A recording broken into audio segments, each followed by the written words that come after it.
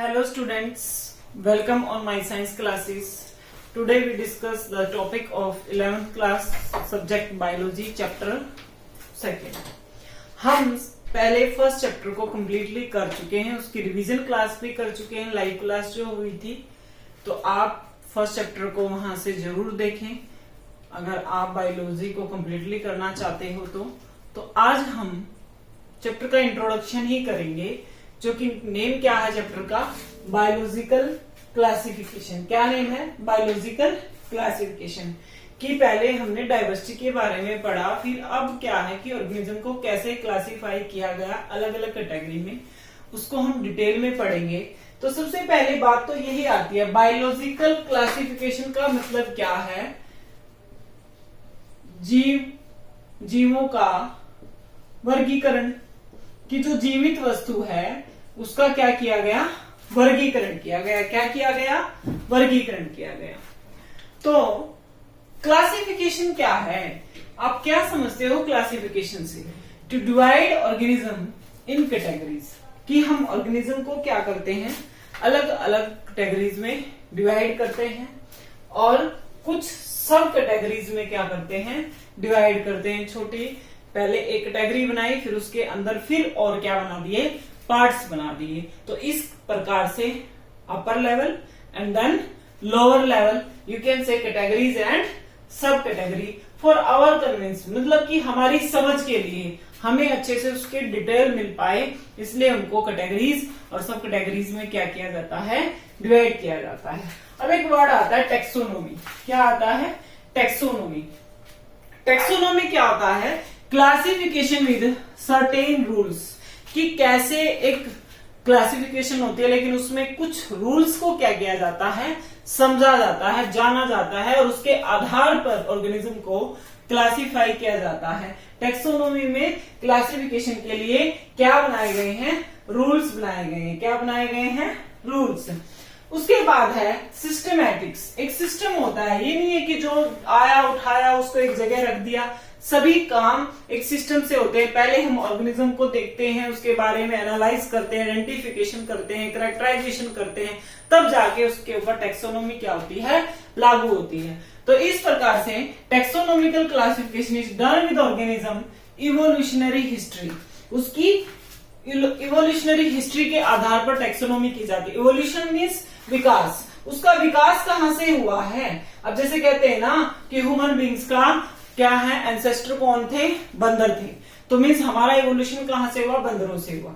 तो उसी प्रकार ऑर्गेनिज्म की हिस्ट्री कहां से वो निकल कर आया है, कहां से उसका विकास हुआ है, उसके आधार पर क्या किया जाता है, उसको क्लासिफाई किया जाता है कि पीछे से उसके एंसेस्टर कौन है, कहां से बना स्ट्रक्चर, कैसे बना, कहां से निकला। तो वो उसकी क्या हो गई, इवोल्यूशनरी हिस्ट्री। और तब हम क्या कर सकते हैं, उसको क्लासिफाई कर सकते हैं। तो स्टूडेंट्स, आगे कंटिन्यू करने से पहले एक बार चैनल को सब्सक्राइब करें और वीडियो को जरूर लाइक करें और आपको ज्यादा से ज्यादा मेरी वीडियो को शेयर करें ताकि मुझे सपोर्ट मिले और मेरे चैनल को जरूर सपोर्ट करें। तो देखिए स्टूडेंट्स, आगे कि भाई पहला वो कौन सा साइंटिस्ट था जिसने क्लासिफिकेशन को किया। First scientist classify the organism is Aristotle. वो कौन था? एरिस्टोटल था। Aristotle is also called the father of zoology and biology. क्या है कि एरिस्टोटल को किसका फादर बोला जाता है? जूलॉजी और बायोलॉजी का फादर उसको बोला जाता है। ही यूज्ड सिंपल मॉडल। उसने अपनी क्लासिफिकेशन में क्या यूज किया भाई? मॉर्फोलॉजिकल कैरेक्टरिस्टिक्स को। मॉर्फोलॉजिकल मीन्स जो हम बाहर से देखकर, बाहरी गुण मीन्स जिनको मैं बाहर से देखकर बता सकती हूँ कि वो दिखने में लंबा है, चौड़ा है, ग्रीन है, व्हाइट है, जिन चीजों को हम देखकर बाहर से बता सकते हैं। उसके कान ऐसे हैं, उसके सिर पर सींग है, ऑर्गेनिज्म की बात कर रही हूँ। तो जिन गुणों को हम बाहर से देखकर एनालाइज कर सकते हैं, जिन कैरेक्टरिस्टिक्स की बात हम बाहर से देखकर पता लगा सकते हैं, उनको क्या बोलते हैं? Morphological characters. उनको क्या बोलते हैं? मॉर्फोलॉजिकल। तो सबसे पहला काम एरिस्टोटल ने उनके मॉर्फोलॉजिकल कैरेक्टर्स पर किया कि ऑर्गेनिज्म बाहर से दिखता कैसे है। सबसे पहले हम उस चीज को देखकर उसको क्या करेंगे? क्लासिफाई करेंगे।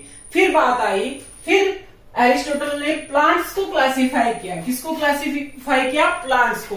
प्लांट्स को उन्होंने 3 कैटेगरी में बांटा, herb, shrub and tree. Herb क्या होता है?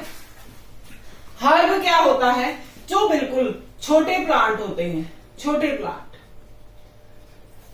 ठीक है, जो अच्छे से मतलब कि जिनका स्टेम बहुत ज्यादा लंबा नहीं होता है। उसके बाद क्या है? शर्ब मीन्स झाड़ियां जो 2 से 3 फुट तक लंबी हो सकती है, और प्लांट तो 1 फुट की, जो हर्ब है वो बिल्कुल 1 फुट का लंबा होता है। और ट्री तो क्या होते हैं? बहुत टाल होते हैं, लंबे, जो बड़े बड़े जो पेड़ होते हैं उनको अलग से क्लासिफाई किया गया। तो एरिस्टोटल ने प्लांट्स को 3 कैटेगरी में बांटा, हर्ब, शर्ब एंड ट्री। उसके बाद एरिस्टोटल ने एनिमल्स को क्लासिफाई किया। फिर किसको क्लासिफाई किया? एनिमल्स को। किसके आधार पर किया? Absence and presence of red blood cells, कि उस ऑर्गेनिज्म के अंदर रेड ब्लड प्रेजेंट है तो वो अलग कैटेगरी में रखा, जिसमें एब्सेंट है उसको अलग कैटेगरी में उसको रख दिया गया। तो इस प्रकार एरिस्टोटल ने 2 कैटेगरी बनाई एनिमल्स की। कौन सी 2 कैटेगरी बनाई? Enema and anemia. Enema and enema. तो ये एनीमा क्या था? जिसके अंदर आरबीसी नहीं थी, उन ऑर्गेनिज्म को उसने क्या नाम दिया? एनाइमा नाम दिया। क्या नाम दिया? एनाइमा नाम दिया। और जिसमें आरबीसी प्रेजेंट थी, वर्टिब्रेट हैविंग आरबीसी, वो क्या कहलाए? इनाइमा कहलाए। क्या कहलाए? एनाइमा। तो इस प्रकार से एरिस्टोटल ने वर्टिब्रेट्स को 2 कैटेगरी में डिवाइड कर दिया। किसके आधार पर? कि उनकी बॉडी के अंदर आरबीसी है या एब्सेंट है, उस आधार पर 2 कैटेगरी में क्या किया? डिवाइड किया। अब एरिस्टोटल यहाँ ये काम कर रहा था बहुत अच्छे से। उसके बाद कौन आए? लिनियस आए, जिन्होंने एरिस्टोटल के काम को बहुत सराहना दी, बहुत उसको सपोर्ट किया कि ये बहुत अच्छी क्लासिफिकेशन है, इसका बेस बहुत अच्छा है। लेकिन उन्होंने आकर फिर आगे क्लासिफिकेशन में 2 किंगडम बनाए, जिसको प्लांट को अलग क्लासिफाई किया उन्होंने और एनिमल्स को अलग किंगडम में रखा, plant kingdom and animal kingdom. 2 kingdom कौन से बनाए? Plant kingdom and animal kingdom. तो स्टूडेंट्स, ये हमने कुछ चैप्टर के बारे में जाना, उसका इंट्रोडक्शन पढ़ा, और आगे हम इस चैप्टर में डिटेल में क्लासिफिकेशन को करने वाले हैं। तो मैं आशा करती हूँ आपको मेरी वीडियो पसंद आई होगी। तो ज्यादा से ज्यादा वीडियो को लाइक करें, शेयर करें और मेरे चैनल को सपोर्ट करें। Thank you for watching my videos.